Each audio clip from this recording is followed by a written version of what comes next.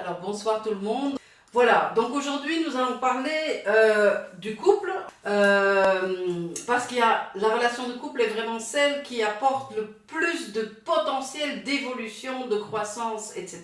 Donc en fait le bénéfice qu'on peut tirer si on veut bien utiliser notre relation de couple, c'est que ça va bien au-delà justement du fait d'avoir une relation de couple épanouie et d'avoir une autonomie affective. En fait c'est une façon de voir la vie qui change vraiment la perspective, qui ouvre toutes les portes et qui nous permet de nous aligner de plus en plus sur l'amour.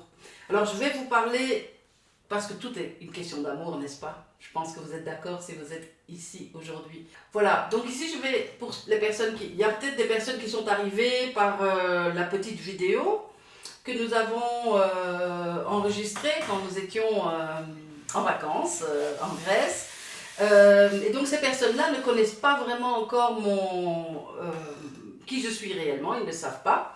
En fait, qu'est-ce que j'ai de particulier au-delà du fait d'avoir créé ma méthode de travail sur soi depuis plus de 20 ans et de travailler avec des centaines, peut-être même des milliers de personnes pour les aider à révéler le divin qu'ils sont, parce que c'est ce que vous êtes évidemment, et d'où ça me vient justement cette capacité. Bien écoutez, moi dans mon enfance, j'ai vécu 7 morts cliniques, je suis asthmatique, je le suis encore aujourd'hui, même si c'est tout à fait sous contrôle maintenant, mais entre mes 3 ans et mes 18 ans, j'ai eu 7 morts cliniques. Donc ça veut dire que j'ai fait des expériences, comme on appelle, de mort imminente, hein, des NDE, Near Death Experiences, et je me souviens très très bien. C'est-à-dire que ce dont je me souviens, hein, c'est-à-dire ici le but n'est pas de vous parler de mes expériences de l'autre côté du voile, mais quand même quelques petits éléments qui sont importants parce que c'est sur ces éléments-là que mon travail est basé en fait. C'est-à-dire que, évidemment, ce que vous avez de l'autre côté, c'est que vous êtes plaqué au sol de bonheur, d'amour, de conscience, c'est juste que tout semble plein, là où ici sur Terre, les choses semblent parfois un petit peu, on va dire, délavées, donc un reflet, mais qui n'est pas aussi intense, comme une ombre, là où il y aurait une image limpide de l'autre côté du voile. En tout cas, c'est ça qui m'a marqué. Il y avait des entités, une entité en particulier, mais je ne peux pas vous la décrire, puisqu'il n'y avait pas de visage, il n'y avait pas de nom. C'était juste des espèces de... des formes de lumière, une forme... comme une silhouette en fait d'être humain, mais donc, et tout se passait, toute la communication se passait via télépathie. Et donc ce que j'ai compris, c'est que grâce à ces échanges que j'ai eus avec ces êtres de l'autre côté, c'est qu'en fait, on vient sur Terre, parce que ce que je voulais, c'est que j'étais tellement bien de l'autre côté que je me suis suppliée à chaque fois de pouvoir y rester. Et à chaque fois, il m'a été dit, non, ce n'est pas ici que ça se passe, ce n'est pas ici que ça se passe pour toi, donc donc il faut redescendre, et parce qu'il y avait donc quelque chose à faire. Vous savez, on m'a montré un film à chaque fois, un film qui était en fait un vécu, c'était presque comme une expérience totale, et vous allez en avoir un petit goût tout à l'heure, puisque nous allons faire une méditation guidée, qui est un peu ce que j'ai vécu quand j'étais de l'autre côté du voile. Et je pense qu'il y a certaines personnes qui les connaissent ici et qui savent la profondeur de ces expériences. Donc j'espère que vous êtes bien tranquille chez vous. Je ferai une petite pause de toute façon avant de vous amener dans cette méditation guidée. Ce sera avec mon mari, Emilien, qui va nous rejoindre et qui jouera du balafon, ce qui aide vraiment sa musique aide à nous détendre et à entrer dans un état de conscience légèrement modifié. Hein, donc, c'est ce film, en fait, qui m'était montré, me montrait tout ce que j'avais créé de beau, tout ce qui était déjà libéré, c'est-à-dire les moments de joie et de bonheur et d'amour avec mes parents, avec mes frères et sœurs. Vous allez me dire, est-ce qu'on se souvient de ça la première fois à 3 ans? Ben évidemment, quand vous mourrez, ben vous n'avez plus 3 ans. Hein, vous avez toute votre conscience, vous récupérez la totalité de qui vous êtes, en fait. Et du coup, ils m'ont aussi évidemment montré ce qui n'était pas encore réglé quelque part. Hein. Donc, c'est-à-dire des moments de haine, les moments de violence, les moments d'échanges douloureux, les moments de blessures et où je me suis obstinée, etc. Et ça m'a été montré autant de fois que ça, c'était encore les parties de moi qui étaient en jeu à ce moment-là, devaient encore être transformées quelque part. Donc, ça veut dire évidemment que le but de la vie sur Terre n'est pas juste de vivre un confort, hein, et justement la relation de couple, c'est certain qu'elle peut améliorer notre vie, mais c'est vrai aussi qu'elle peut un peu, allez, nous enquiquiner parfois. Ah, parce qu'il y a aussi des éléments douloureux dans notre relation de couple. On a tous une inspiration vers cette relation de couple, mais en même temps, on a tous aussi une aversion, puisque cette relation qui est tellement intime, elle a vraiment la capacité de venir nous chercher dans nos retranchements et de nous faire vivre des émotions très fortes, en fait. Alors, donc juste, je voudrais continuer un tout petit peu plus mon histoire. C'est-à-dire que quand je suis sortie de ma première expérience de mort imminente, voilà, c'était l'époque, donc des années 60, les médecins avaient décidé que j'avais une relation trop fusionnelle avec ma maman. Il y avait beaucoup d'amour entre ma maman et moi, elle était très câline et adorable, etc. Et donc les médecins avaient décrété que c'était cette relation qui n'était pas positive pour moi, et du coup on m'a mis dans un sanatorium. Alors là j'avais 3 ans et demi. Dans une institution tenue par des religieuses, et donc voilà, avec une piscine où il fallait nager tous les jours. C'est vrai que je n'étais pas en bon état physique, hein, c'est très très clair, je ne pouvais pas rester couchée pour dormir, etc. Donc il y a des choses positives qui se sont passées pour mon corps physique à cet endroit-là, mais il y a aussi eu tellement d'impacts négatifs, dans le sens où ben voilà, c'était donc un enfant, j'avais 3 ans et demi, tous les autres enfants avaient plus de 6 ans, et je me souviens juste voilà, d'avoir été comme un fantôme dans cette institution où je ne faisais que pleurer, que hurler. En fait, j'étais malheureuse du matin au soir, et je pleurais. Je pleurais, c'était comme s'il y avait un chagrin absolument inconsolable. Et évidemment, je me faisais du coup rejeter beaucoup par les enfants plus grands. Et je me souviens encore d'une scène où le seul moment de réconfort que j'ai vécu, parce que j'avais plus de contact avec mes parents pendant 1 an, et du coup, voilà, c'était vraiment comme si j'avais été abandonnée. Je l'ai vécu comme un abandon, j'avais fait quelque chose de mal, et je faisais le lien entre les choses que je racontais au sujet de mon expérience de mort imminente, parce que c'était tellement fort que je débordais de ça quand je suis revenue, et que en fait mon papa, qui était militaire de carrière, il n'avait pas trop envie d'entendre ça, et moi j'ai fait un lien quelque part dans ma conscience entre, voilà, j'ai dit ce qui ne lui convenait pas, et du coup je suis punie, et du coup je suis écartée de mon domicile. Bien sûr qu'il n'y avait pas de lien, ce n'était pas un lien, mais n'empêche que moi j'ai fait ce lien. Et encore aujourd'hui, chaque fois que je raconte mon histoire, j'ai encore un peu cette terreur, cette peur de me faire rejeter, parce que je fais valoir ce que j'ai vécu de l'autre côté du voile. Mais donc, cette absence, cet abandon, et donc le seul moment positif que j'ai vécu, c'est quand j'avais la coqueluche et que j'avais le droit de passer une nuit avec la mère supérieure. Je me souviens de sa longue tresse de cheveux gris, et elle était très gentille avec moi, sa chemise de nuit avec des petites fleurs, etc. Et en fait, voilà, je me raccrochais à ce moment-là, cette gentillesse-là. Donc j'ai vécu cette expérience de mort imminente, puis je me suis retrouvée dans une institution. La raison pour laquelle je vous raconte ça, c'est quand on est venu me rechercher de cette institution 1 an après.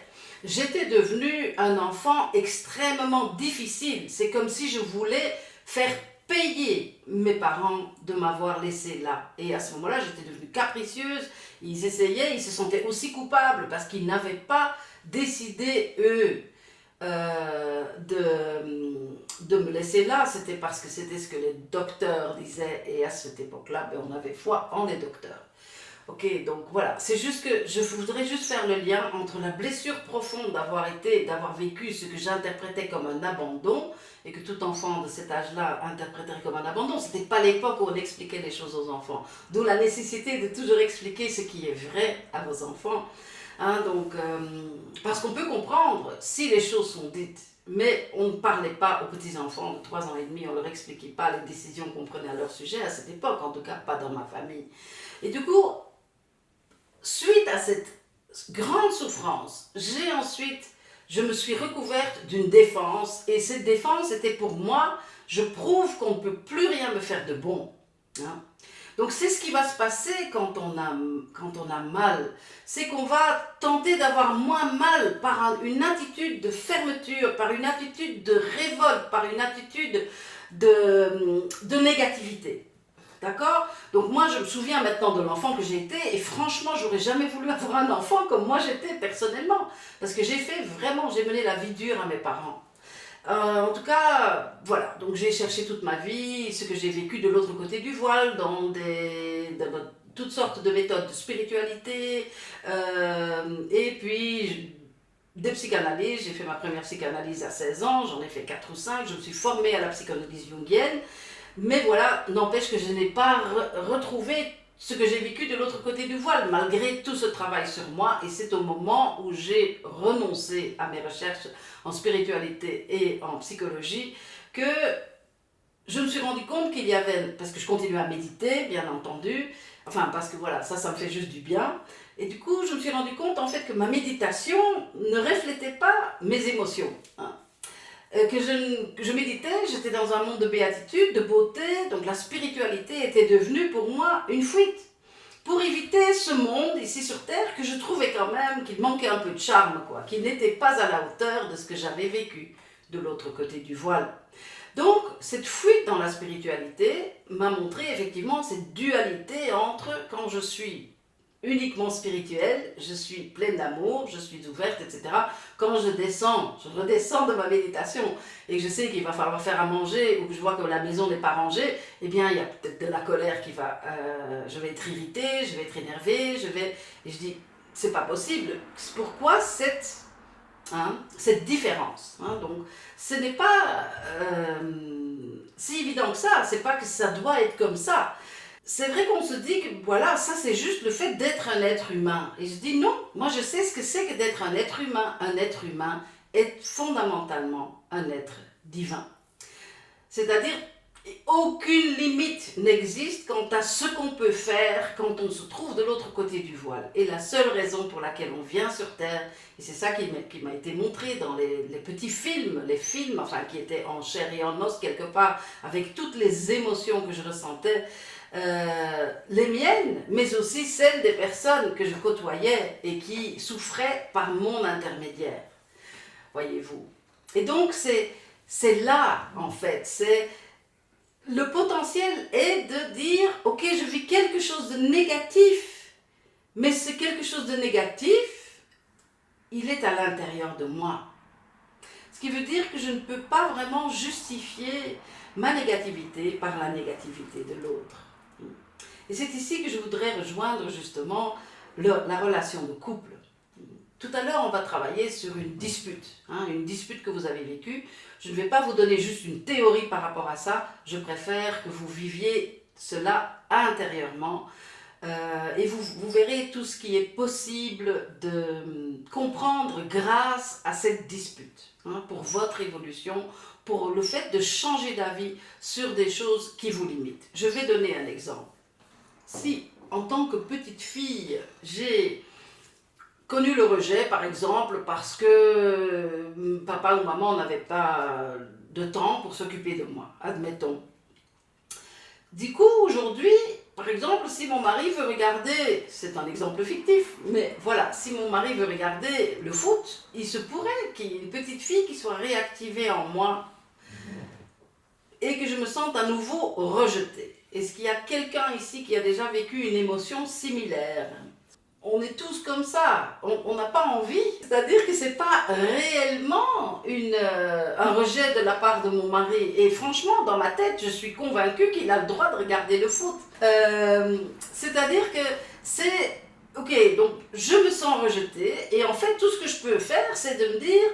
je me sens rejetée, soit je dis j'ai raison de me sentir rejetée, et puis peut-être que je vais tirer la tête à mon mari le lendemain, ou que je vais peut-être me venger en lui refusant une petite satisfaction dans le fait de manger un paquet de chips tout seul au lieu de lui en proposer, ou n'importe quelle petite vengeance de cette sorte.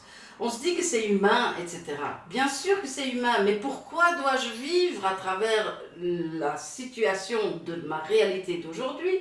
Pourquoi est-ce que ça ramène une blessure de rejet dans mon expérience de vie?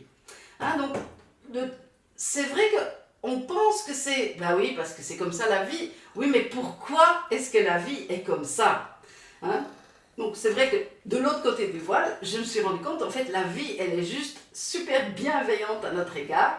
L'univers ne veut qu'une seule chose, c'est de nous plaquer au sol de bonheur, de plaisir, de jouissance, d'abondance. Donc, pour pouvoir m'ouvrir de plus en plus, et à l'amour bien sûr, parce que tout n'est qu'une question d'amour. Je viens sur Terre pour apprendre à transformer des parties de moi qui ne sont pas encore perméables à l'amour.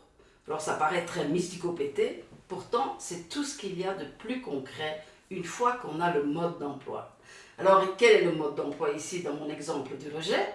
C'est-à-dire la situation d'aujourd'hui réveille une situation du passé. Donc toujours la question à se poser quand il y a quelque chose de désagréable dans votre vie, parce qu'en fait, naturellement, on se dirait, ah voilà, décidément, on pourrait en arriver là, à dire décidément, nous sommes mal assortis, nous n'avons pas les mêmes intérêts, c'est peut-être pas la peine que je reste dans ce couple, peut-être que lui, il peut trouver quelqu'un qui va adorer regarder le foot avec lui, et que moi, je pourrais trouver quelqu'un qui va s'intéresser aux choses qui ne m'intéressent pas. Et je pense que c'est ça la clé, hein, que c'est un signe, que cette émotion est un signe que quelque chose dans le présent est de travers. Alors qu'évidemment non, hein, donc c'est juste que cette petite en moi, hein, donc si vous voulez bien accepter la symbolisation de ces petites blessures, de ces petites émotions de la vie quotidienne, comme étant le propre d'un enfant, c'est-à-dire cet enfant qui a vécu de la souffrance dans mon enfance. Il est encore là quelque part. Donc, le problème n'est pas tellement la souffrance, le problème c'est la défense. Parce que, comme je vous racontais tout à l'heure, c'est-à-dire que je suis fâchée parce que mon homme choisit de regarder la télé, le foot en l'occurrence, et que je me sens délaissée, inintéressante, rejetée. À côté de ça, je vais avoir un comportement qui va vouloir le punir. Alors on a tous différentes façons de punir l'autre, hein. En tout cas, on va jouer ça dans la relation d'aujourd'hui, au lieu de juste se dire, mais c'est une situation de mon passé. On va voir tout à l'heure comment cette situation du passé, comment on peut appréhender cette situation du passé et en faire un bon usage, hein. Mais donc au départ, on veut le jouer ici. Donc ça, c'est la manière que nous avons de nous défendre qui compte. En fait, c'est pour notre défense que nous sommes venus sur Terre, pour changer d'avis sur la défense. Pourquoi? Parce que la défense n'est pas perméable à l'amour. Ce n'est pas la blessure qui n'est pas perméable. Si je plonge dans ma blessure et que j'accepte de revivre intensément l'émotion qui est là pour le moment, je ne suis pas en danger. Puisque n'importe quelle émotion va céder la place à une autre émotion si j'accepte de la vivre. En tant qu'enfant, je n'aurais pas pu la vivre totalement.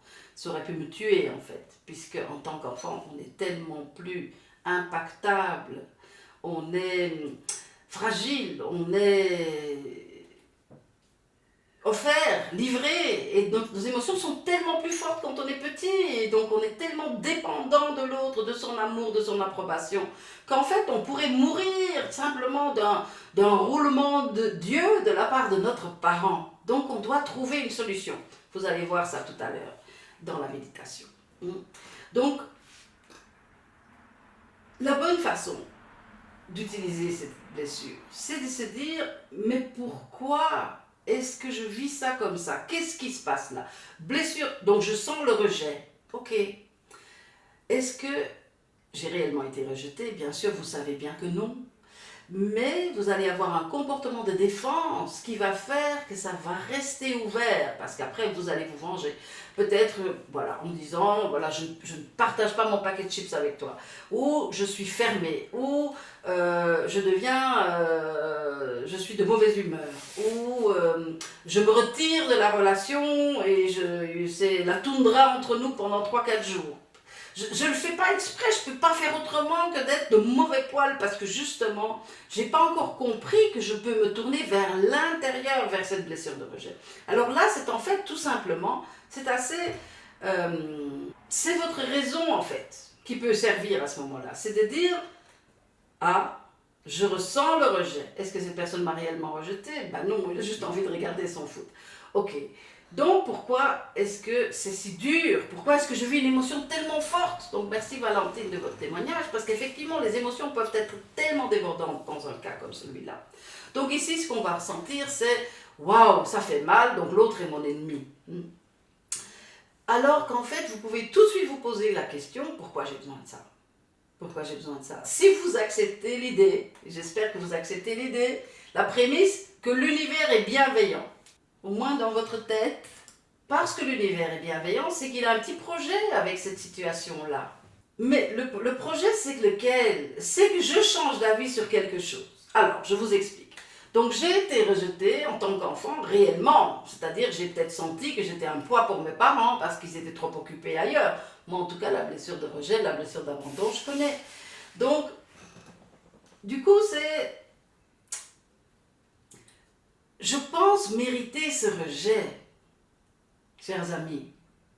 Le problème, il est là. Je pense mériter le rejet. Et en tant qu'enfant, c'est ce qui va se passer. Donc le problème n'est pas mes parents n'ont pas eu le temps de s'occuper de moi, de me donner l'attention dont j'avais besoin à un moment donné. Non, c'est que à un moment donné, j'ai tiré une conclusion là, qui est, si mon parent, qui est un Dieu, qui est tellement extraordinaire, que j'admire tellement et que j'aime de tout mon petit cœur d'enfant, s'il me rejette, c'est que je mérite le rejet. Et c'est là qu'on a un potentiel de transformation. Non, vous ne méritez pas le rejet. Donc là, il faut faire rewind, il faut revenir en arrière. En fait, c'est toujours la conclusion que l'enfant va tirer quand son parent lui fait vivre quelque chose de négatif. Et nos parents, c'est pas qu'ils ont décidé de nous faire vivre quelque chose de négatif, c'est que, voilà, il y a la vie, quoi. Hein, et il y a ce qu'ils ont eux-mêmes reçu de leurs parents, etc. Hein, et donc, regardez ça plutôt que de regarder ça comme un manque, comme un vide, comme une vallée de larmes, regardez ça plutôt comme un potentiel de transformation. Parce qu'aujourd'hui, je peux dire à cette petite louloute qui vit encore en moi, mais non, tu ne mérites pas le rejet. C'est juste que papa et maman, ils étaient occupés. Mais moi, l'adulte que je suis, je m'engage vis-à-vis de toi. Et moi, je vais te donner l'attention que tu mérites. Bien sûr que nos parents aussi ont leur blessure. Merci Valentine. C'est vrai. C'est exactement ça. Donc comprenez bien pourquoi j'ai besoin de cette chose dans ma vie. Alors ici, j'ai parlé on va dire d'un conflit light, hein, si vous voulez, c'est léger ça, hein, donc on sait bien que c'est pas un réel conflit, mais parfois il y a des vrais conflits, avec des vraies confrontations, avec des vrais jugements, avec des tu es en tort et je déteste ça chez toi, ou je te déteste, hein, et ça ce sont des vrais conflits et de la vraie négativité où on va être face à l'autre, et parfois on va se dire ma négativité, à partir du moment où l'autre est dans la négativité, moi aussi ça me donne le droit d'être négative. Et voilà, et là vous connaissez la spirale descendante qui va faire que parfois, en fait on s'entendait à 99%, 99% hein, au début de notre rencontre. Mais petit à petit, ce 1% sur lequel on n'est pas d'accord, puisqu'on l'observe, il grossit, il grandit, il explose. Parce que je ne vais plus regarder que ça. Et vous savez quoi? Ce que vous regardez, augmente. Hein, puisqu'en fait, c'est notre regard, c'est notre façon de voir les choses qui va déterminer l'expérience de vie que nous faisons. Hein, tout simplement par la loi d'attraction. Beaucoup de personnes connaissent ça, donc la pensée positive, etc. Et donc ici, je voudrais aller un petit peu plus loin que la pensée positive. Parce que si vous dites chaque fois « je ne devrais avoir que des émotions positives », eh bien vous allez vite vous sentir coupable, parce que la vérité c'est que vous n'allez pas cesser d'avoir des émotions négatives. Et ce, tout simplement parce que vous êtes un être humain et que la richesse de l'être humain, c'est pas seulement la gentillesse, la beauté, la fraîcheur, non, mais que l'expérience d'un être humain, c'est aussi le jugement, c'est aussi le ressentiment, c'est aussi la capacité de faire la guerre à l'autre. Écoutez, c'est qui nous sommes. Donc le fait de formuler « je ne devrais pas être ça » ou de commencer à flipper en disant « oh là là, qu'est-ce que je suis en train de créer » en formulant ça dans mes émotions, du coup on va encore en plus se sentir coupable et on va se détacher de nous, on va se... qu'est-ce que je veux dire par là? On va s'abandonner nous-mêmes, on va nous abandonner en disant en se regardant dans le miroir, tu me déçois ma vieille, tu me déçois, tu pourrais quand même être positive de temps en temps. Du coup, encore plus de jugement, plus de rejet, c'est-à-dire cette fois-ci, le rejet ne vient même pas de mon partenaire de vie, il vient de moi. Il vient de moi face à mon enfant intérieur. Alors cet enfant intérieur, il est de plus en plus, il se sent de plus en plus abandonné, il se sent de plus en plus en danger, et du coup, il va de plus en plus avoir recours à sa défense pour ne pas mourir.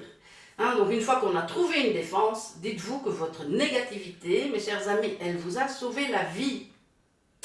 Donc il ne faut pas en avoir peur. Il ne faut pas en avoir peur, que du contraire, parce que c'est justement dans votre négativité. En fait, la négativité, c'est la capacité de vous venger, la capacité d'en vouloir à l'autre, etc. Ce n'est pas problématique. Donc vous êtes un être divin qui est donc momentanément attaché à un corps de chair. Votre biologie, donc c'est ça qui est notre vécu du moment. Il ne faut pas vouloir autre chose. Donc soyons dans une affirmation de soi totale à partir de qui nous sommes totalement. C'est-à-dire, ce que je préconise, c'est l'amour de soi radical. L'amour de soi radical. Je n'ai que moi. Je voudrais bien être une autre version de moi-même, mais je ne suis pas une autre version de moi-même. Donc le fait d'imaginer que l'amour viendra, ou que le bonheur viendra, ou que l'abondance viendra, quand j'aurai atteint telle ou telle autre version, et c'est là que la pensée positive peut parfois être, elle est positive, mais elle est à double tranchant, puisqu'à ce moment-là, on peut avoir du ressentiment contre la partie de nous qui n'y arrive pas. Moi, c'est pas que j'ai envie de tirer la tête avec le foot, mais parfois, voilà. Donc, enfin bon, ce sont des exemples du passé, tout ça n'est plus nécessaire, puisque on a... Une fois qu'on comprend le fonctionnement, c'est-à-dire à ce moment-là, c'est pas grave quand il y a des petites émotions négatives qui surgissent, puisque cette petite émotion, mon émotion de rejet aujourd'hui, me permet de changer d'avis à mon sujet. C'est-à-dire j'ai une croyance que pour être aimé comme je veux être aimé, et donc pour ne pas être rejeté, je dois être quelque chose que je ne suis pas. Est-ce qu'il y a quelqu'un qui se reconnaît dans ce descriptif-là ? Que pour mériter le meilleur de la vie, il faut d'abord être quelqu'un d'autre. Ok? Et ça, c'est dangereux, mes chers amis. Si vous avez cette croyance-là, excusez-moi, c'est comme si vous voyez le Père Noël passer avec son traîneau avec tous les cadeaux dedans, mais que vous vous dites, non, s'il te plaît, n'attends pas, ne t'arrête pas chez moi. Je ne mérite pas aujourd'hui la visite du Père Noël. Donc regardez ça quoi. Et donc ici la solution évidemment c'est d'aller aimer ce petit enfant et lui dire peu importe, tu as de l'ombre. Oh tiens, comme c'est étrange. Les autres pas du tout. Bien sûr qu'on a de l'ombre. Est-ce que vous pouvez juste imaginer ça comme un tableau magnifique. Vous êtes une œuvre et vous êtes une œuvre en cours en plus. Ça veut dire que vous avez le droit d'avoir de belles couleurs lumineuses, etc. Mais il faut bien qu'il y ait des couleurs un peu plus sombres, un peu plus passées et un peu plus épaisses aussi. C'est-à-dire, c'est pas la question, c'est juste qu'on a une idée, on est quand même fort influencé encore par la pensée judéo-chrétienne, même si on s'ouvre à toutes sortes de choses. Dans notre vie émotionnelle, on va continuer à carburer à cette idée-là, quoi. C'est-à-dire, je dois être quelqu'un d'autre pour être aimé. Et du coup, si vous maniez ce concept-là, si vous l'avez intégré, ce sera aussi le cas Parce qu'on ne peut jamais se traiter différemment qu'on traite quelqu'un d'autre. Donc, si vous estimez que vous ne méritez pas l'amour tel que vous êtes, alors vous estimez aussi que votre partenaire ne mérite pas l'amour tel qu'il est.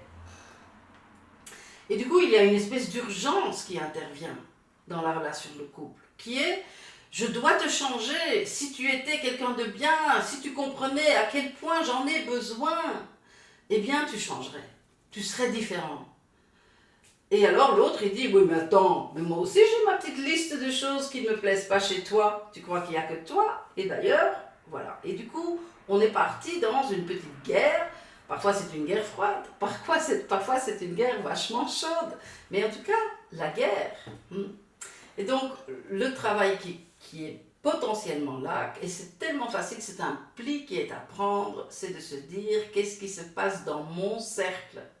Alors ici, je voudrais vous parler de 5 outils, et vraiment, je vous invite à les mettre en application, parce que c'est ok, ça prendra peut-être une demi-heure par jour, mais une demi-heure par jour juste pour retrouver votre équilibre, pour comprendre que vous êtes au centre de votre expérience de vie. Je ne vais pas beaucoup m'attarder là-dessus, je n'avais pas prévu le coup en fait, mais ceux qui ne les connaissent pas encore, donc ce sont des petites vidéos que j'ai faites où je parle justement des 5 outils, c'est-à-dire la méditation. Pourquoi? Parce que, pas une méditation pour aller voler très haut, mais juste être à l'écoute de ce que je vis, quoi. Juste être honnête avec moi, plutôt que de faire une publicité pour l'émotion que je vis en disant à cause de ton comportement, me voilà avec un sentiment d'abandon.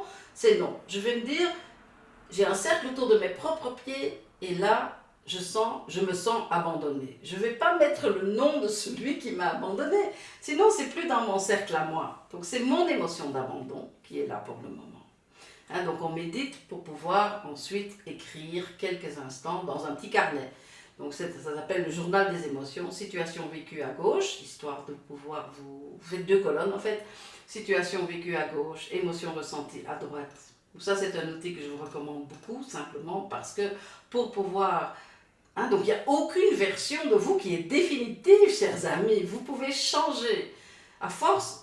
Mais à force de toujours observer les mêmes choses et de les valider par une émotion forte, on a l'impression qu'on ne peut pas changer. Et on arrive à un moment où dire pourquoi devrais-je changer? Non, mais vous devez. C'est pas agréable quand vous êtes en colère. C'est pas agréable quand vous avez envie de vous venger. Et donc votre émotion, elle peut parfois faire en sorte que pendant 3-4 jours, vous allez cesser de vivre du plaisir ensemble. Et c'est quand même ça le but de la relation de couple. Donc... voilà, donc émotion ressentie à côté de la situation vécue.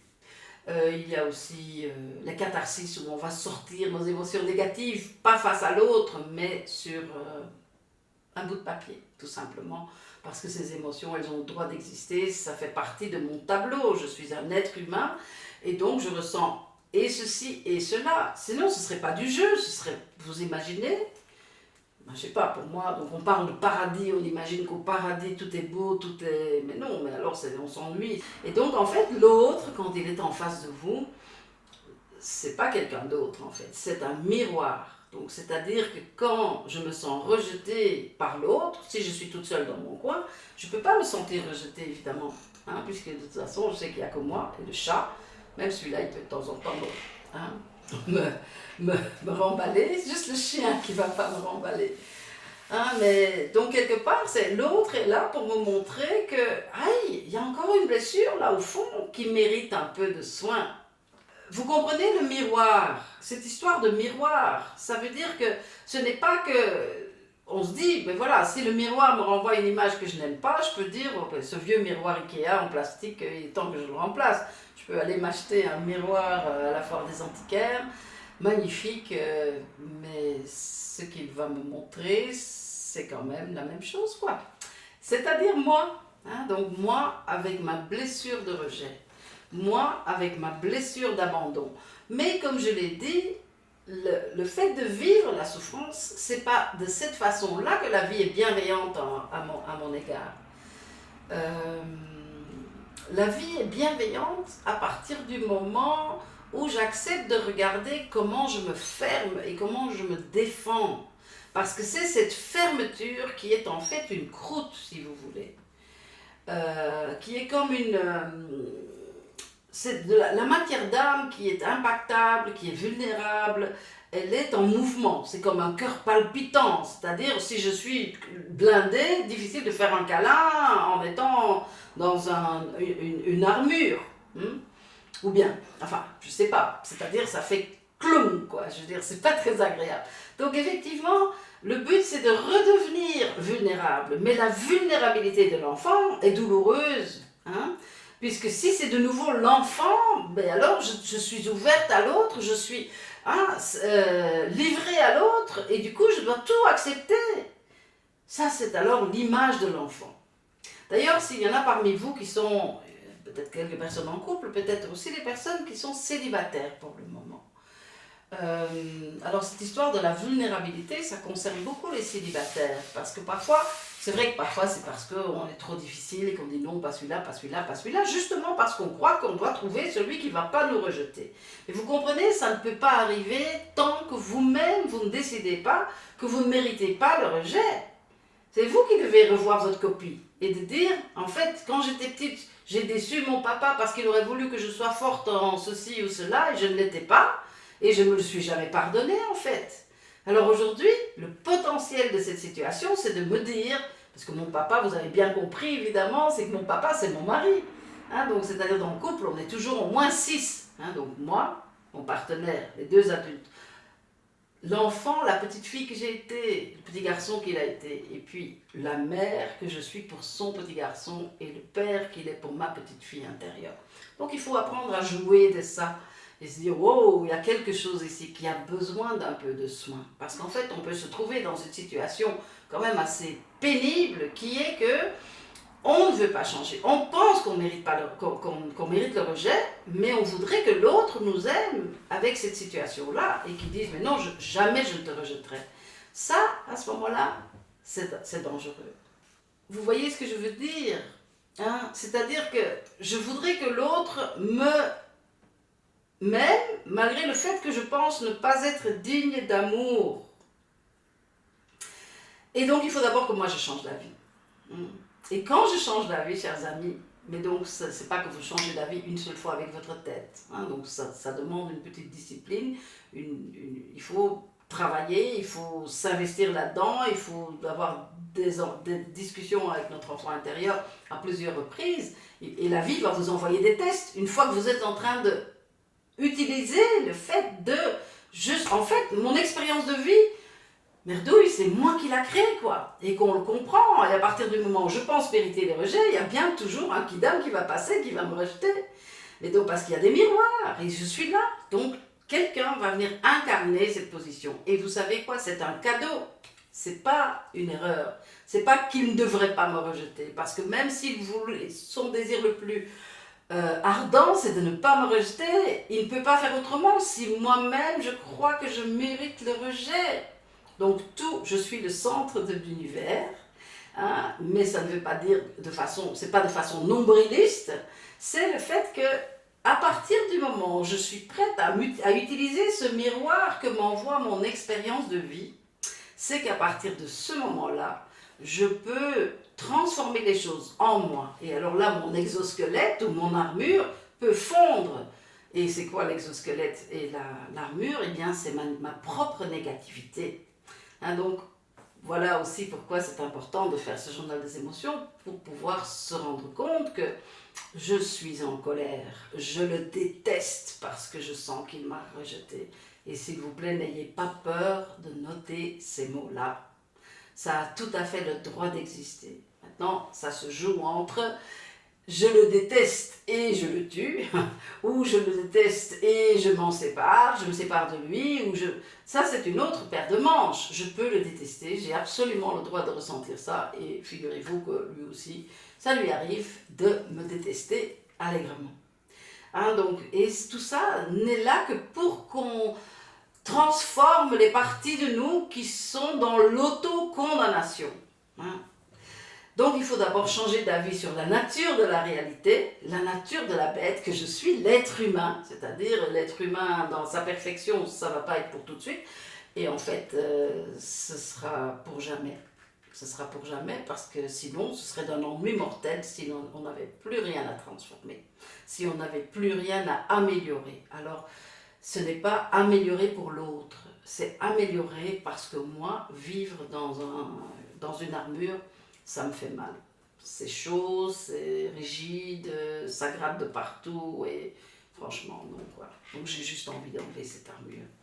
Et donc ça, c'est ce que nous faisons dans le travail ici, c'est d'apprendre à enlever nos armures et de revivre à nouveau comme qui nous sommes à l'origine, parce qu'en dessous de cette blessure de l'enfance, il y a, et bien sûr qu'on n'en a pas qu'une, hein, bien entendu, on en a quelques-unes, eh bien il y a notre soi divin.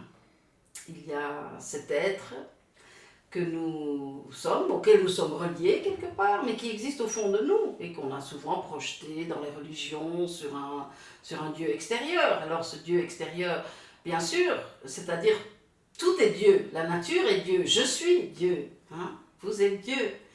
Donc le potentiel est immense en fait. Donc bien sûr qu'il y a une force au-delà de qui nous sommes, mais ce n'est pas évidemment un vieillard barbu sur un nuage qui est en train de regarder est-ce qu'il est content de moi, est-ce qu'il n'est pas content de moi. Hein, donc, et du coup qui m'envoie des tuiles quand il n'est pas content de moi. Non, les tuiles en fait, c'est le potentiel de transformation. Donc si vous avez l'impression qu'il y a beaucoup de tuiles dans votre vie, beaucoup de choses qui vont mal, vous êtes béni. Vous êtes béni parce que vous avez une possibilité de transformation. Et je vous garantis sur facture que si vous osez regarder tout ce qui est vrai à votre propre sujet, au niveau de votre vie émotionnelle, c'est que vous allez découvrir cette partie de vous qui est en train de créer une expérience de vie douloureuse. Donc peut-être qu'il y a des personnes qui vont vouloir décrocher tout de suite si je dis que tout se passe à l'intérieur de nous et que l'autre, il interagit avec moi en fonction de ce que je peux laisser passer comme amour ou pas. Et qu'il y a des endroits où je peux laisser passer l'amour et ce sont les éléments qui sont positifs dans mon couple. Et il y a des endroits où je ne peux pas laisser passer l'amour parce que le conflit est encore là au fond de moi. Et donc il s'agit toujours d'une croyance négative, par exemple il n'y a pas assez pour tout le monde, je ne peux être aimée qu'en étant parfaite, celle-là on vient de la voir, vous avez été plusieurs à vous reconnaître dans cet exemple, il peut y avoir d'autres exemples, hein, on verra tout à l'heure avec la méditation. Oui, bien sûr que l'autre aussi, il a beaucoup de blessures, effectivement, et c'est ça, voilà, donc le miroir il va évidemment dans les deux sens, hein, donc vous êtes au centre de votre vie, donc mes blessures vont activer les blessures de l'autre. Donc mes blessures, c'est-à-dire ce ne sont pas mes blessures qui vont activer les blessures de l'autre, c'est la défense que je pose sur ma blessure qui va aller droit dans la blessure de l'autre. Et sa défense à lui, pour se protéger de sa blessure de l'enfance, va aller tout droit dans ma blessure. Et donc en fait, il ne faut pas s'en vouloir en fait, c'est-à-dire il ne faut pas se dire je voudrais que ce soit autrement, mais non, hein, parce que c'est justement ça que la vie fait pour vous, c'est comme ça qu'elle vous aime, c'est comme ça qu'elle vous donne l'opportunité de changer d'avis, et c'est toujours, les croyances sont toujours étroites, hein, c'est soit moi, soit l'autre, soit c'est moi qui suis aimé, soit c'est l'autre qui est aimé, et si je n'ai pas la preuve 3 fois par jour que l'autre m'aime, c'est la preuve qu'il ne m'aime pas. Écoutez, est-ce que vous vous rendez compte que quand vous formulez ce genre de choses, c'est que vous êtes dans une pauvreté, c'est que vous êtes dans un vide, que vous dites « Oh mon Dieu, moi toute seule je ne suis rien, mais si seulement l'autre pouvait me donner un peu de câlin, un peu d'approbation, un peu d'attention, alors là je serais quelqu'un. » Alors, vous comprenez bien que l'univers ne peut pas être d'accord avec ça. Hein? Pourquoi? Parce qu'en fait, c'est vous qui êtes riche. Votre soi divin, donc cet être magnifique qui est au fond de vous, qui a une source, qui est une source d'amour, de bonheur, d'abondance, hein, donc, et qui déborde continuellement, et dans beaucoup de situations dans votre vie, elle déborde déjà, donc c'est pas quelque chose qui est... Hein, on se dit, c'est quoi ce truc, j'ai jamais entendu parler de ça. Non, non, c'est-à-dire c'est toutes les situations qui sont agréables dans votre vie, c'est déjà que votre soi divin est tout à fait à découvert, quoi. Hein, donc, et ce ne sont pas seulement les plaisirs spirituels, tous les plaisirs, hein, puisqu'on est là pour jouir de la vie, pour jouir du bonheur, pour jouir de l'abondance. Donc, s'il n'y a pas d'abondance, c'est qu'il y a une partie de nous pour qui c'est une bonne idée de dire non à l'abondance.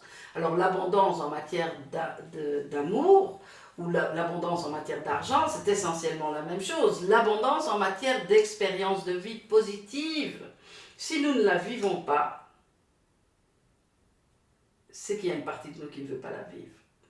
Et le travail qu'il y a à faire, c'est de découvrir quelle partie de vous n'est pas perméable au bonheur, à l'amour. Et la solution se trouve toujours dans votre enfance. Alors, par exemple, si je pense que c'est pour l'enfant que j'ai été, le fait de me donner à moi-même, ben non, excusez-moi, ça me fait une belle jambe, quoi, genre je vais me donner à moi-même. J'ai besoin d'attention, ok, je vais aller me donner de l'attention. Non, ce que je veux, c'est que mon parent de substitution me donne enfin l'attention qu'il ne m'a pas donnée quand j'étais petit. Donc là, il faut oser regarder qu'à côté de l'enfant blessé, il y a aussi un enfant sombre. Moi, j'aime bien l'appeler Chucky. Ça vous dit quelque chose, Chucky? Qui a vu le film Chucky? Moi, je ne l'ai pas vu, honnêtement. Mais c'est juste parce que j'ai peur des films d'horreur. Mais j'ai l'image, rien que l'image. Chucky, c'est une poupée, en fait. Et tout mignon, une petite tête, adorable, petit visage d'enfant et tout. Mais ce qu'il veut, c'est du sang. Ce qu'il veut, c'est du sang. Et vous avez tous un petit Chucky en vous, comme moi aussi, j'ai mon petit Chucky à l'intérieur de moi. Et c'est quelqu'un qui veut gagner dans le passé. Qui se dit, ce qui s'est passé dans le passé, ça ne va pas suffire. Moi, je veux qu'on me répare. Quelqu'un a une dette vis-à-vis de moi. Et c'est là que nos défenses interviennent. Et c'est la partie de nous qui va justifier la négativité. Alors, pourquoi? Écoutez, quand vous étiez petit, la négativité vous a sauvé la vie. Et quand vous disiez à vos parents, je vais bien, j'ai besoin de personne, je me sens déjà aimé, riche, etc. C'était pas une occasion pour avoir plus de ce que vous vouliez, c'est-à-dire l'attention de vos parents, la boîte à biscuits, la sortie chez Euro Disney. Non, c'est souvent quand vous étiez difficile qu'on vous prêtait plus d'attention. C'est quand vous étiez malade, par exemple, quand vous aviez de mauvaises notes, par exemple. Hein? Alors, est-ce que vous pouvez voir l'utilité, du coup, hein, de la négativité ou du fait d'aller mal, hein? Vous, bien sûr, vous voulez aller bien, mais il y a une partie de vous qui veut aller mal. Ça, il faut le comprendre. Et c'est cet enfant, et c'est Chucky qui essaye de récupérer dans le passé ce qu'il n'a pas eu. Donc, tout ça sont des éléments dont il faut devenir conscient. Ils sont juste là, en dessous de votre conscience de surface. C'est pas que c'est caché quelque part. Si vous osez regarder votre vie émotionnelle, vous allez voir que Chucky existe. Parce que Chucky, hein, donc l'enfant obstiné comme je l'appelle, c'est quand il n'a pas ce qu'il veut, il va se venger. Hein. Comme moi je me suis vengée après mon abandon, entre guillemets, dans mon institution, dans mon sanatorium. Hein, donc, et j'ai exercé un pouvoir, c'est-à-dire, comprenez bien la psychologie de l'enfant. Hein, l'enfant n'a pas le potentiel, n'a pas le pouvoir de forcer le parent à lui donner ce dont il a besoin. On a peut-être essayé, hein, mais ça n'a pas marché. Ça n'a pas marché.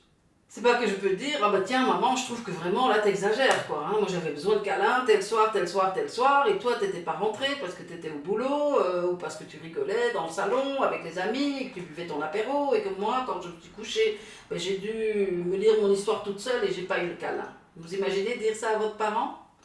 Ça va pas le faire, n'est-ce pas? Donc du coup l'enfant s'est dit, avec sa profonde blessure, il s'est dit, la souffrance est atroce de ne pas avoir ce dont j'ai besoin. Et tout ce que j'ai à ma disposition maintenant, c'est de me dire, je m'en fous. C'est trop tard. Je n'en veux plus. Est-ce que ça vous est arrivé? C'est peut-être un exemple que vous connaissez de votre vie actuelle, peut-être avec un enfant, ou peut-être que vous vous souvenez vous-même d'une situation comme celle-là. Hein, donc c'est là où vous êtes petit, vous avez envie, maman, je peux avoir un bonbon? Et maman dit, ben non, pas de bonbon. on va passer à table dans 15 minutes. Alors non, pas de bonbons. Et vous, même si peut-être que vous comprenez que c'est pour votre bien, je pense que vous en foutez pas mal à ce moment-là, que ce soit pour votre bien, quand même vous allez vous sentir déçu, vous allez être triste, vous allez vous sentir humilié par ce refus. Et après le repas, vous aurez mangé, et après votre maman viendra vers vous et dira « Tiens, tu veux ton bonbon? Le voilà. » Et vous allez dire « Non, j'en veux plus. J'en veux plus. » Alors je voudrais savoir, est-ce que quelqu'un ici connaît cette attitude-là? C'est trop tard. Tu aurais dû me le donner à ce moment-là.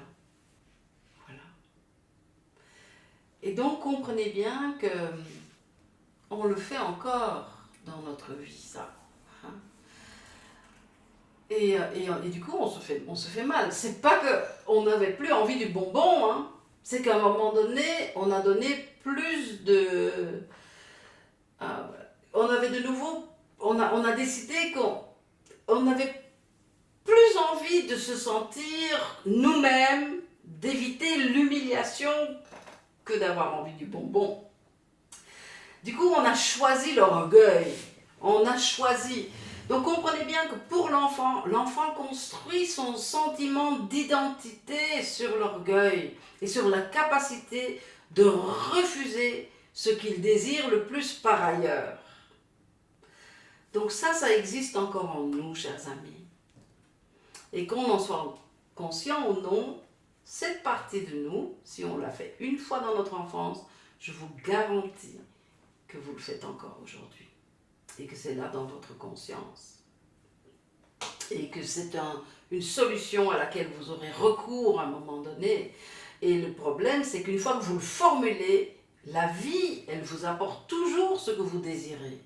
Donc si je dis, soit je peux avoir la satisfaction, mais la satisfaction de mes désirs va avec une humiliation, soit je peux me passer de satisfaction et me sentir fier, la vie va commencer à se manifester à vous selon ce moule que vous venez de façonner. La vie est une énergie. Donc tout dans la vie est énergie, hein, vous le savez bien sûr. Donc c'est juste que mais vous dites, je veux expérimenter la vie de cette façon-là. Du coup, je suis dans une dualité. C'est donc soit la satisfaction, soit la fierté et le fait de me sentir quelqu'un. C'est pas vrai, évidemment. Je peux me sentir quelqu'un tout en ayant la satisfaction. Mais si pendant mon enfance, j'ai tiré une conclusion comme celle-là, la vie ne me contredit pas. La vie, elle est tellement abondante et elle va venir se mettre en fonction de ce que je lui ai commandé. Ça, c'est ce que je viens de faire là, c'est ma petite lettre au Père Noël.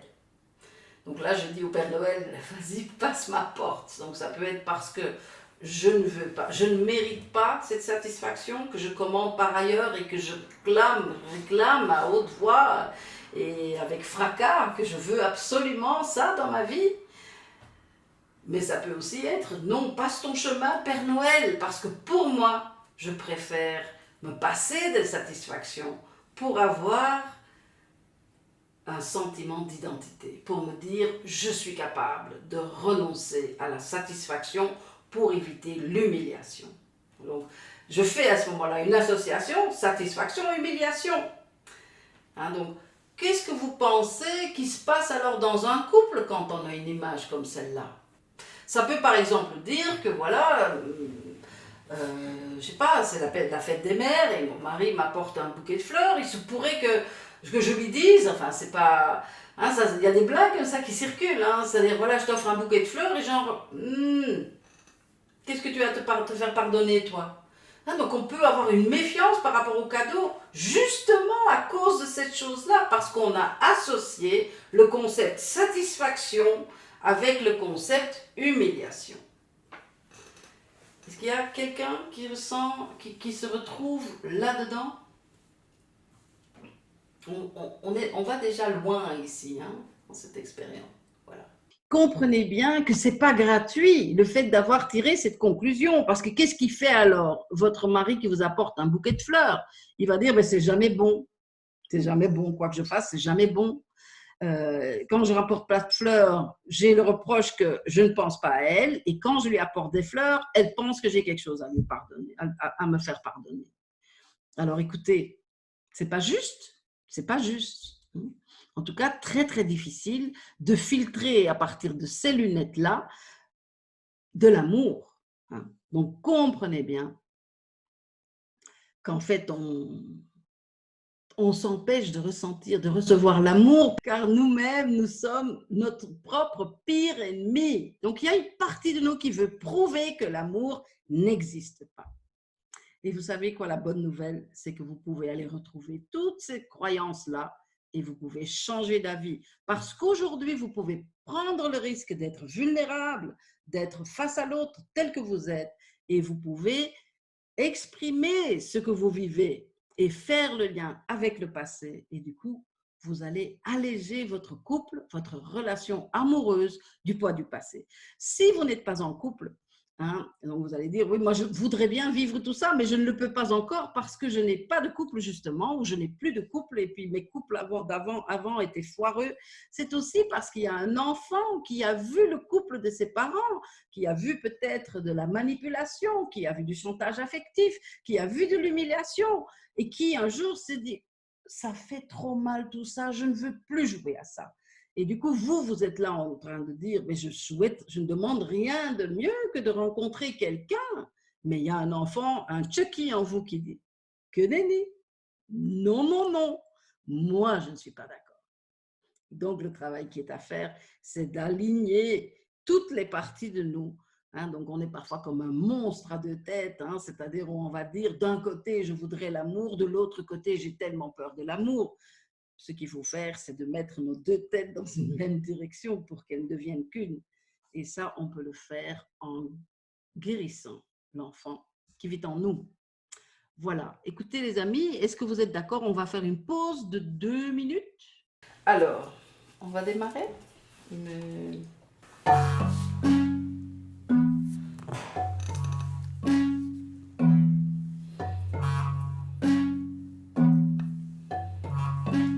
Donc, je vous invite à vous installer confortablement, mais tout en gardant votre colonne vertébrale bien droite, si vous voulez. Donc, la clé, c'est d'imaginer que voilà, vous êtes suspendu comme une marionnette sur un fil, qui serait un cheveu. Donc, vous imaginez que vous êtes suspendu et ensuite, vous laissez tout votre corps se détendre.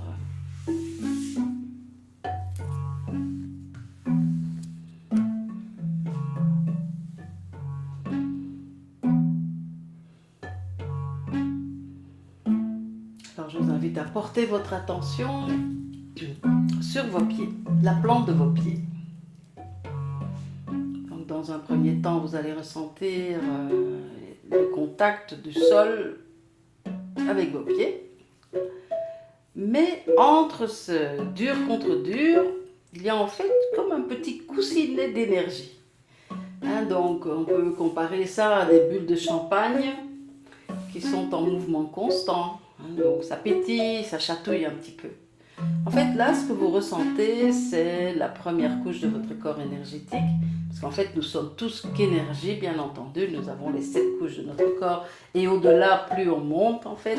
Mais voilà, c'est déjà très sympa si on peut imaginer d'être un peu plus léger. Donc, imaginez que cette énergie de pétillement que vous ressentez au niveau de la plante de vos pieds, eh bien, qu'elle est partout, en fait. Que tout votre corps est entouré, toutes les parties de votre corps sont entourées de cette énergie de pétillement. On peut appeler ça aussi le changement des cellules, parce que vous savez que notre corps se reconstitue continuellement, pourtant il est toujours le même, en tout cas c'est toujours celui que nous connaissons. Donc ce changement, eh bien, il se produit par l'énergie. Ce n'est pas vraiment la matière qui se change, ce sont nos atomes, nos cellules qui viennent se réaménager, se réarranger autrement en fonction de qui nous avons décidé d'être à chaque instant. Donc on a beaucoup plus de pouvoir là-dessus qu'on ne l'imagine, y compris sur la guérison de notre corps physique. Mais ce n'est pas notre sujet aujourd'hui. Donc, montez alors avec votre conscience jusque dans vos chevilles, vos mollets, vos genoux. Chaque fois, comme avec un pinceau, peignez-les, couleur champagne et pétillement. Donc, on monte dans les cuisses, on monte dans le bassin, avec cette énergie légère, pétillante, fraîche, lumineuse. On monte dans l'abdomen, dans la poitrine, on va jusqu'à la gorge. On va toucher avec notre pinceau nos épaules, le long des bras, et puis les mains. Surtout dans les mains, vous pouvez bien ressentir cette énergie de pétillement. Cette couche d'énergie qui est perceptible à nos sens humains.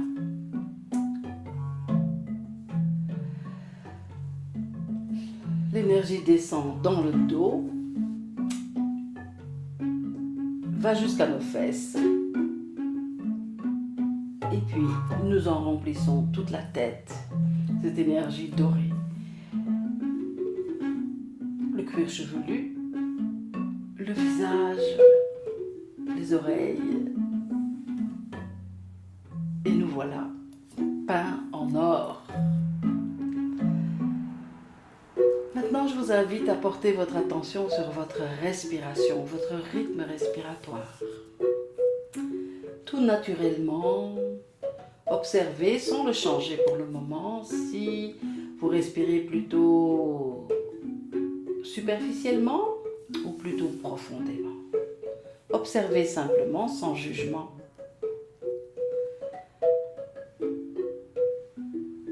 Donc là, tout simplement, vous acceptez le souffle qui vient et qui vous quitte. Et vous faites confiance au fait qu'il sera toujours là. Il vient, il repart et il est à nouveau disponible. Vous vous en remplissez. Maintenant, je vous invite à légèrement modifier votre respiration pour que l'expire dure légèrement plus longtemps que l'inspire. Donc vous inspirez et puis au moment de l'expire, je vous invite à visualiser qu'il y a des nuages d'énergie grise qui quittent vos poumons, mais aussi tout votre corps énergétique. Donc vous expirez le gris. Alors qu'est-ce que le gris? Eh bien tout simplement, c'est les petites tensions de la vie quotidienne, le stress, les transports en commun, la liste des courses, les coups de fil à passer, peu importe. Laissez simplement partir cela de votre conscience pour le moment sous la forme d'énergie grise que vous expirez. À l'inspire, par contre, je vais vous inviter à visualiser que vous absorbez de votre environnement de l'énergie blanche et pure. Et à cet effet, je vous demande de visualiser qu'au cœur de votre poitrine, il y a un minuscule point de lumière. Vraiment tout au fond, tout au cœur, juste au milieu. Et donc là, ce point de lumière, minuscule, vraiment une tête d'épingle, a cette même qualité blanche et pure que ce que vous allez absorber maintenant délibérément de votre environnement. Donc je me nourris d'énergie blanche et pure et j'expire, je me libère des énergies de stagnation, on va dire. Donc je continue comme ça, je visualise que je suis de plus en plus remplie de blanc et de plus en plus vidée de cette énergie grise. Reportez votre attention sur votre petit point de lumière au cœur de votre poitrine. Vous allez voir maintenant, ce point est en fait alimenté par votre intention de vous nourrir de l'énergie blanche et pure. Et donc, il grandit, il grossit et il devient une étoile de plus en plus brillante. une petite étoile, de plus en plus belle, de plus en plus lumineuse, de plus en plus intense aussi. Donc c'est un blanc très intense, mais qui n'est pas éblouissant.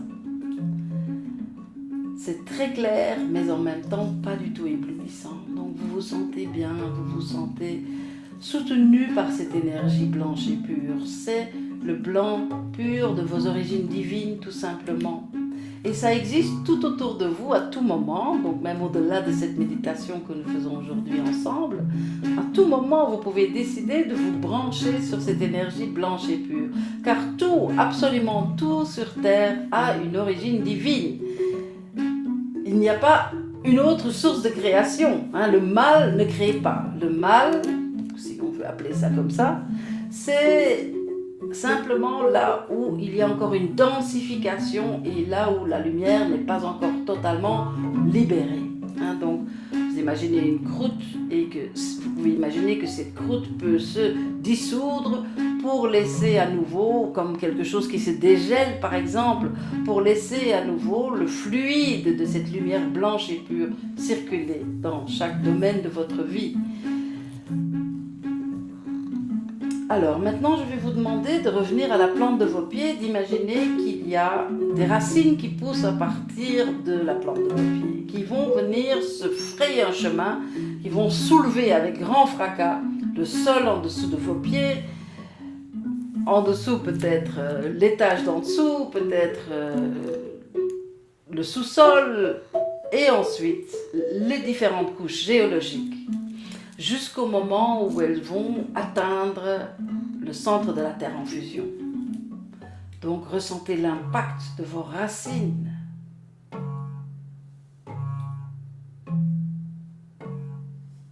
Quand elles entrent en contact avec le centre de la Terre en fusion. Imaginez, parce que c'est la visualisation, c'est tout simplement de l'imagination. Il n'y a aucun effet magique ou mystique là-dedans. C'est juste qu'on va imaginer quelque chose et parce qu'on l'imagine, ça devient vrai. Donc vous voyez que cette lumière est maintenant alimentée par une certaine chaleur. Vous pouvez ressentir peut-être... oui, quelque chose de chaud, puisque nous savons que le centre de la Terre en fusion, c'est de la lave, donc c'est très chaud, et donc vous pouvez visualiser la couleur jaune, rouge, orange. Et maintenant, je vous demande de laisser monter le long de ces racines une petite quantité de cette énergie jaune, rouge, orangé, de ce feu purificateur. Et donc vous laissez monter le long de vos racines et puis ensuite ces racines vont rejoindre le fil de vos chakras et donc cette énergie va rentrer par votre coccyx, le chakra du coccyx, donc c'est-à-dire le sacrum, va monter jusque dans votre chakra, le deuxième chakra de la sexualité et de la créativité, va monter jusque dans votre plexus solaire. Donc au niveau de votre diaphragme. Écoutez, là je vous invite à visualiser une coupe. Une coupe. La plus belle coupe que vous pouvez imaginer. Une qui vous ferait vraiment plaisir. Une qui pourrait vous éblouir. Donc votre coupe personnelle. Vous pouvez l'imaginer en cristal transparent. Vous pouvez l'imaginer en or massif incrusté de joyaux, de pierres précieuses. Comme il vous plaît. Elle peut être en bois, elle peut être sculptée, c'est comme vous voulez. Et donc vous allez recueillir dans cette coupe que vous allez garder au niveau de votre plexus solaire, cette petite quantité d'énergie de purification. Donc un peu de feu liquide. Bien. Donc la coupe se remplit par en dessous. Okay, donc maintenant, on va continuer à suivre avec notre conscience ce fil de nos chakras. Maintenant, on va monter jusqu'au chakra du cœur et puis jusqu'au chakra de la gorge, notre troisième œil, donc entre les sourcils. Et puis, ça part par notre chakra couronne, c'est-à-dire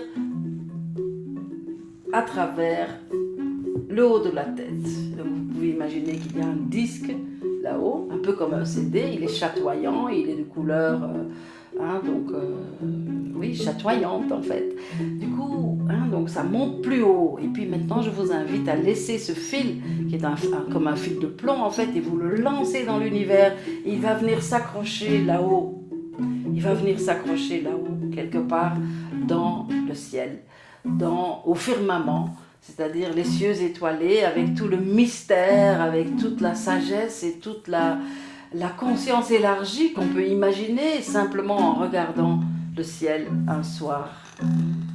Donc là, vous accrochez votre fil de plomb et là, la sensation sera probablement plus fraîche et avec peut-être des couleurs plutôt gris, bleu et une certaine fraîcheur. Donc à nouveau, là, dans cette immensité, dans cette sérénité, dans cette sensation que tout est juste, quand on est dans les sphères du haut, on va symboliser ici par le ciel étoilé, et bien là, de nouveau, je vous invite à isoler une petite quantité de cette énergie bleue, grise, et vous allez la laisser descendre le long de ce fil de plomb pour rejoindre à travers les différents chakras, rejoindre dans la coupe que vous avez visualisée l'énergie qui s'y trouvait déjà, hein, c'est-à-dire le feu purificateur de la terre.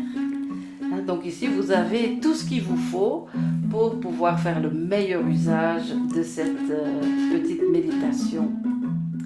Hein, donc le but ici n'est pas de faire de la magie, simplement de vous mettre en alignement avec quelque chose de plus grand. Vous êtes tellement plus grand que vous n'en avez l'impression.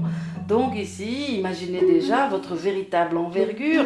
C'est évidemment d'être grand jusqu'au centre de la Terre et d'être haut jusque dans un profond centre de la Terre et haut jusque dans les cieux étoilés. Ça vous donne déjà une autre envergure car vous êtes partout à la fois, bien entendu. Peut-être pas nécessairement dans ce corps physique, mais ce corps physique est certainement relié aux parties de vous qui se trouvent dans tous ces endroits à la fois. C'est-à-dire votre essence divine qui est tellement plus large que vous ne pensez et que vous avez délibérément réduite pour isoler quelques éléments dans une incarnation pour changer d'avis sur ces éléments qui empêchent l'amour, qui empêchent le bonheur, qui empêchent le plaisir à tous les niveaux de circuler dans votre vie. Donc voilà pourquoi vous êtes là. Donc là maintenant, vous êtes de nouveau dans votre envergure véritable. Maintenant, l'étoile dont je vous ai parlé tout à l'heure, que vous continuez à alimenter par le fait d'inspirer de l'énergie blanche et pure et de vous libérer des énergies de stagnation grise, eh bien, regardez votre étoile, elle est devenue immense. Elle est là, au cœur de votre poitrine, hein, donc un peu au niveau du chakra du thymus si vous voulez, hein, c'est à cet endroit-là au niveau de la hauteur, mais vraiment à l'intérieur de vous. Donc vous êtes tout autour de cette lumineuse étoile. Et donc il se pourrait même que les personnes qui ont une certaine sensibilité au niveau des énergies puissent ressentir l'impact de cette énergie, de cette étoile qui brille et qui pulse là, au cœur de votre poitrine. Donc il y a des rayons dans toutes les directions et je vous demande d'isoler l'un des rayons et de l'envoyer vers votre voisin de droite. Alors on imagine qu'on est en cercle ici, toutes les personnes qui participent à cette méditation et peut-être toutes celles qui vont participer par la suite si elles n'ont pas eu l'occasion de nous rejoindre aujourd'hui mais qu'elles vont regarder le replay parce que évidemment l'espace et le temps ne sont que des illusions et donc on peut le visualiser que nous sommes tous reliés. Voilà, donc ici vous êtes connectés donc à cette étoile, votre étoile, c'est qui vous êtes, c'est votre essence divine et elle va maintenant se mettre en lien avec l'étoile d'un voisin. On ne sait pas qui c'est, mais en tout cas vous vous connectez à partir de ce qu'il y a de plus beau et de plus élevé en vous. Donc il n'y a aucun danger ici, on n'amène pas l'ombre des uns des autres dans cet exercice. Donc ici c'est votre pureté divine qui est connectée, hein, et qui se connecte à l'autre. Donc vous visualisez que vous envoyez un rayon vers votre voisin de droite symbolique et à votre tour, vous ressentez l'impact au niveau de votre poitrine, à partir de l'étoile de votre voisin de gauche. Et nous voilà tous connectés donc. Et cette énergie, bien sûr, elle n'est pas statique, donc vous pouvez visualiser qu'elle est en mouvement et qu'elle fait des tours dans le sens contraire des aiguilles d'une montre. Donc l'énergie circule et à chaque passage, elle laisse un fil. Et chaque fil va créer un nouveau fil. Sur chaque fil, on pose un nouveau fil et encore un fil et encore un fil. Et maintenant, déjà, c'est une large bande d'énergie qui nous unit au niveau de nos étoiles, au niveau de notre soi divin. Et à partir de cette perspective-là, je vais vous demander juste d'accepter que vous êtes légèrement surélevé par rapport à votre état de conscience habituel. Et donc c'est dans cet état de conscience légèrement modifié que nous allons faire notre exercice maintenant. Alors vous êtes plus grand, donc vous n'avez peur de rien. Vous pouvez voir tout ce qui est là. Vous êtes juste curieux, car il y a maintenant un écran de cinéma qui descend devant vos yeux. Un énorme écran de cinéma. Haute technologie, Dolby Surround, vraiment. Et vous êtes curieux de voir quel est le film qui va se jouer sur cet écran de cinéma. Vous êtes libre, vous êtes neutre et vous êtes curieux. Alors je vais vous demander de laisser émerger de votre conscience un conflit que vous avez vécu récemment.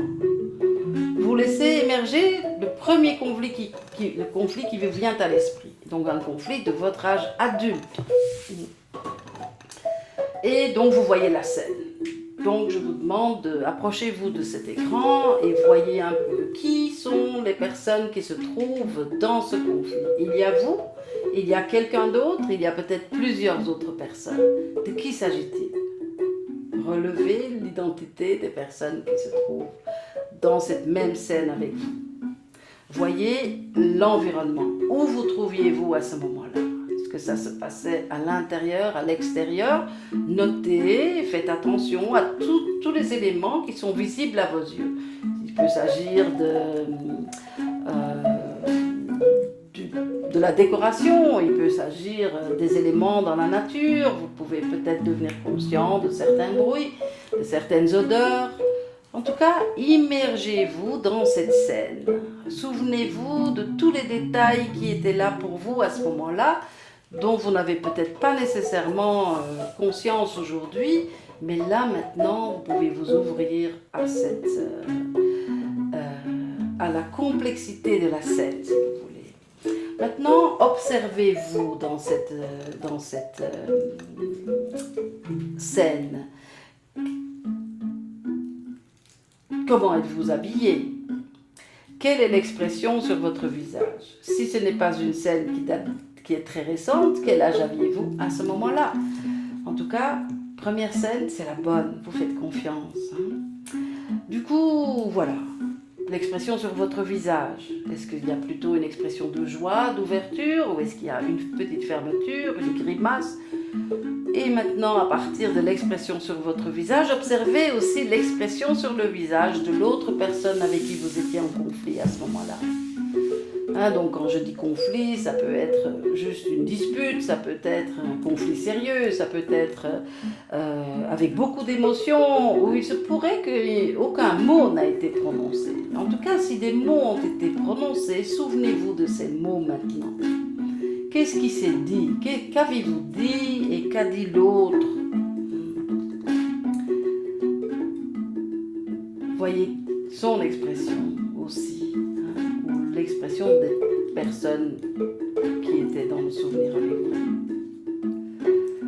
Alors maintenant, je vous invite à vous rapprocher encore un petit peu plus. Et cette fois-ci, je vous invite à entrer dans les personnes, car vous avez ce pouvoir à partir de cette nouvelle perspective.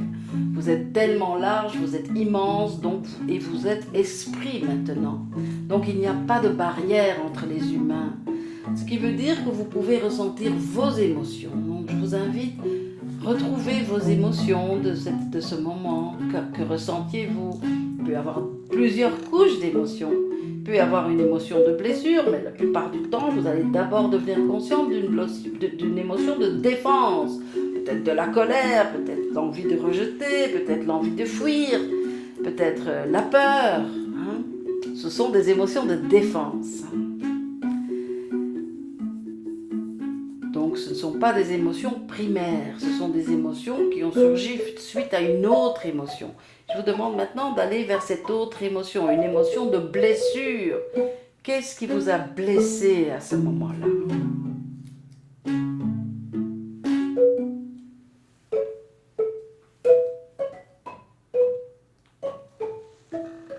Relevez votre émotion de blessure, accueillez toutes ces émotions. Il n'y en a pas qu'une, il y en a plusieurs et elles ont toutes le droit d'exister.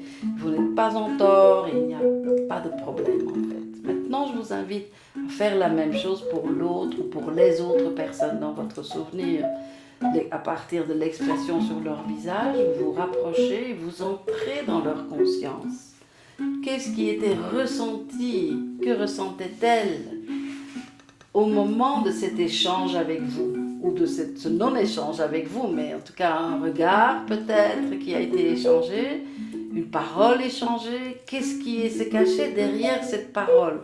Quelle était l'émotion de défense, hein, donc le rejet, la peur, la colère? Et qu'est-ce qu'il y avait en dessous de ça? Une émotion de blessure aussi, une déception peut-être, une tristesse, un sentiment d'impuissance, hein, chez vous comme chez l'autre. Vous verrez, si vous adoptez le journal des émotions, c'est que votre vocabulaire émotionnel va grandir progressivement. Vous n'êtes pas nécessairement aujourd'hui à même de pouvoir nommer toutes les émotions que vous avez ressenties, parce qu'on nous a tellement montré que les émotions, ça ne sert à rien. Alors parfois, ça nous arrange de ne pas les ressentir justement. Alors, mais on peut changer d'avis là-dessus. Hein, donc vous avez vu les émotions chez vous, mais maintenant vous avez aussi vu les émotions chez l'autre. Et est-ce que vous pouvez voir comment votre émotion et l'émotion de l'autre viennent fusionner et viennent réveiller quelque chose de douloureux? Hein, mais avant d'aller dans cette souffrance, je vous demande, est-ce que vous pouvez, avec la clarté de votre mental aujourd'hui, découvrir s'il y a une croyance qui est à l'œuvre? Une conviction, hein, une conclusion que vous auriez tirée sur la nature de la réalité qui serait en jeu. Par exemple, je le savais que je ne pouvais pas compter sur l'autre, ou c'est toujours la même chose, il n'y a jamais de place pour moi, ou je dois tout faire par moi-même, ou je suis tellement peu intéressante que je ne peux que décevoir. Regardez s'il n'y a pas une croyance, quelque chose de douloureux à votre sujet qui est là, que vous formulez dans ce mix, ce mélange d'émotions de défense et d'émotions de tristesse et de blessure. Quelle pourrait être la conclusion? Si vous ne voyez pas tout de suite, ce n'est pas grave. Allons maintenant vers l'autre personne. Est-ce qu'il y a là une conviction, une conclusion qui est à l'œuvre? De nouveau, de quoi s'agit-il? Qu'est-ce que cette personne pense à son sujet? Quelque chose, donc un état auquel elle se condamne elle-même et pour lequel elle vous en veut après par la suite, parce que c'est ce que nous faisons. De quoi s'agit-il chez cette personne? Une autre conclusion. Et les deux conclusions ne sont pas d'ordre à célébrer la beauté de l'être que vous êtes. Aucune de ces conclusions n'est là pour célébrer votre existence. Elle n'est pas là pour se réjouir. C'est une conclusion qui est rikiki, qui est serrée, qui est dure et qui ne fait pas plaisir. Est-ce que vous pouvez constater que les conclusions que vous avez tirées, même il peut y avoir une conclusion, je vaux mieux que l'autre, n'est pas agréable à vivre, ressentez-le. Hein? Si vous avez du mépris pour quelqu'un, par exemple, c'est très douloureux de ressentir du mépris, puisque à ce moment-là, cette personne est en dessous de moi, moi je suis au-dessus, je suis toute seule. C'est horrible. Hein? Donc le mépris n'est pas quelque chose de positif, bien entendu. Et la supériorité non plus. Hein? Donc, voilà, voyez tout ce qui est présent dans cette scène, vous faites une petite note mentale, vous aurez l'occasion de noter votre vécu tout à l'heure. Très bien, donc ça c'est la scène d'aujourd'hui.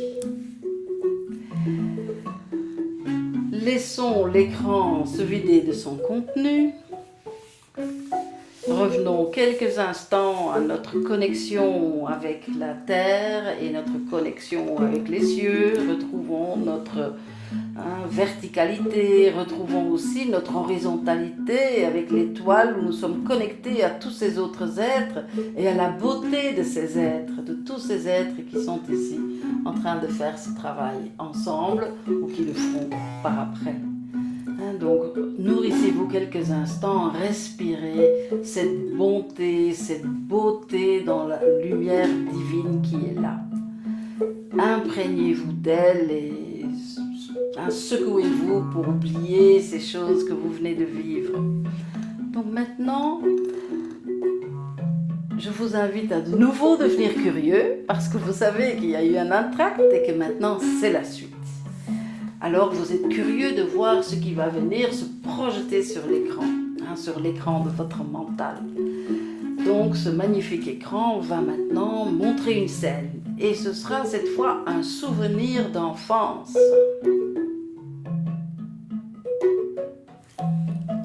Vous n'êtes pas difficile, vous laissez émerger le premier qui vient, je vous garantis que c'est le bon. Donc ne partez pas, oh non ça doit pas être ça, oh non ça je l'ai déjà vécu une autre fois, non, acceptez simplement, tranquille, respirez dedans et dites ok, je t'accueille toi le premier souvenir qui vient à ma conscience, un souvenir de mon enfance. Alors cette fois-ci on va de nouveau se rapprocher de cette scène. On va d'abord voir la scène. Où est-ce qu'on se trouve? Est-ce qu'on est à l'intérieur, à l'extérieur? Qui se trouve dans cette scène? Est-ce que c'est moi? Forcément, je suis dans cette scène. Il y a peut-être mes parents, il y a peut-être d'autres adultes, il y a peut-être d'autres enfants. Voyez tous les personnages qui sont là, observez-les comme si vous regardiez un film. Donc vous voyez la déco, vous voyez le bruit, vous entendez le bruit à l'extérieur, et vous sentez l'odeur, ou vous vous imprégnez avec tous vos sens de cette scène. Maintenant vous voyez les personnages, quel âge ont-ils? Quel âge avez-vous dans cette scène? Quel est l'âge des autres protagonistes, les parents, d'autres adultes, ou d'autres enfants. Voyez comment ils sont habillés, comment êtes-vous habillés? Vous vous imprégnez de tous les détails, tout est tellement clair à partir de cette perspective, vous voyez tout. Et donc là, vous observez à nouveau l'expression sur les visages, votre visage, le visage des autres ou de l'autre. Est-ce qu'il y a de la joie ou est-ce qu'il y a plutôt une fermeture, une douleur, une grimace, une colère? Qu'est-ce qui est dépeint sur ces visages? De quoi s'agit-il dans cette scène? C'est une dispute, n'est-ce pas? À nouveau, souvenez-vous des circonstances. Quelque chose vous était reproché ou c'est vous qui reprochiez quelque chose à quelqu'un? Qu'est-ce qui s'est passé à ce moment-là? Quelles ont été les paroles échangées? Quels ont été les regards? Et au-delà de cette expression-là, voyez rentrer à nouveau dans votre propre psyché à ce moment-là et ressentez-y tout ce qui est à ressentir. Quelle était votre émotion à ce moment-là? Qu'est-ce que vous ressentiez? Peut-être une émotion de défense, mais certainement une émotion de blessure. De quoi s'agit-il? Comment vous sentiez-vous?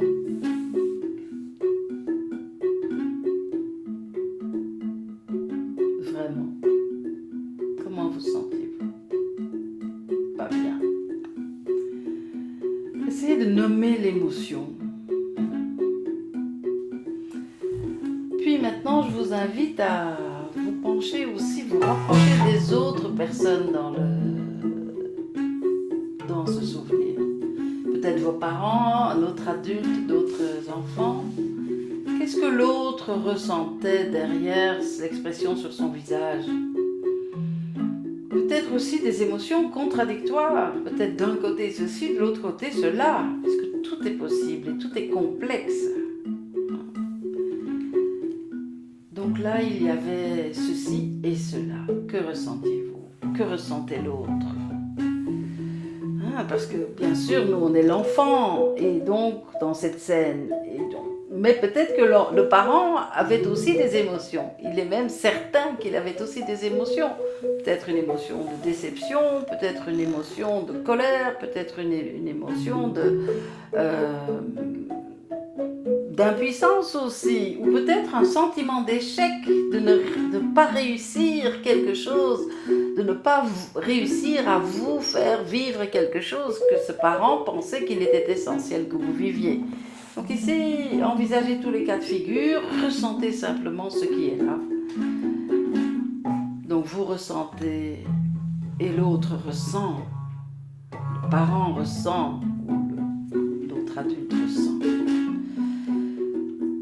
Bien sûr, ce ressenti émotionnel chez l'adulte est douloureux pour l'enfant. Il ne peut pas s'ouvrir à ça. Mais aujourd'hui, vous pouvez vous ouvrir parce que vous n'êtes pas un enfant. En cet instant, vous êtes à nouveau votre manifestation spirituelle immense. Et du coup, vous pouvez ressentir aussi bien l'enfant que l'adulte. Alors, on va revenir à vous maintenant dans cette scène. Peut-être que vous savez ce que le parent a dit, que l'adulte a dit, peut-être qu'il y a eu une punition, peut-être qu'il y a eu un jugement, mais ce n'est pas ça qui compte maintenant. Maintenant, ce qui compte, c'est vous. Et donc, vous avez eu mal, vous avez peut-être eu peur, vous étiez peut-être aussi en colère parce qu'il y avait peut-être un sentiment d'injustice. En tout cas, vous avez tiré une conclusion ce jour-là.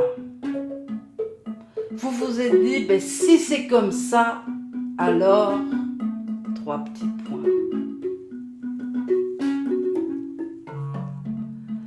Et vous avez tiré une conclusion à votre sujet, où vous avez pris une décision.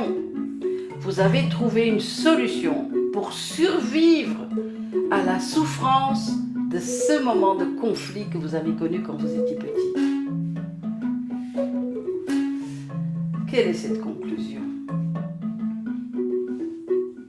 Acceptez simplement que l'enfant que vous avez été a tiré une conclusion à ce moment-là, ou a pris une décision, ou a adopté une attitude qu'il répète encore aujourd'hui.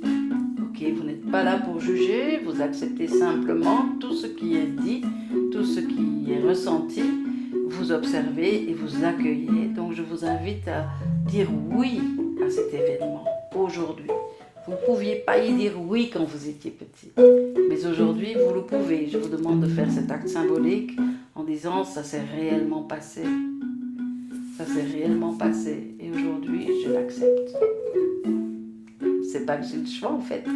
Mais je décide volontairement d'accepter que ça s'est passé et que vraiment j'ai pris une décision à ce moment-là. Je peux donc me souvenir de cette décision que j'ai prise. Une fois que vous avez la décision,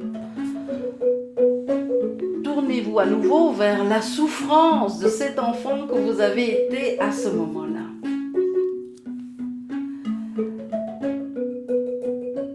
Vivez à nouveau la souffrance de cet enfant-là. Laissez-vous toucher par la souffrance de cet enfant que vous avez été. Vous avez eu mal. Et vous êtes maintenant un adulte bienveillant autour de cet enfant. Vous comprenez la souffrance de cet enfant à ce moment-là. Vous pouvez être gentil, vous cœur déborde de compassion et d'empathie pour la souffrance de l'enfant que vous avez été à ce moment-là. Et vu ce qu'il ressent maintenant, je vous invite à deviner, à découvrir de quoi est-ce que cet enfant avait besoin à ce moment-là. De quoi aurait-il eu besoin si tout avait été possible? Quelle aurait été la version idéale de la même scène? Qu'est-ce qui manquait? Qu'est-ce qu'il aurait fallu pour que les choses soient meilleures?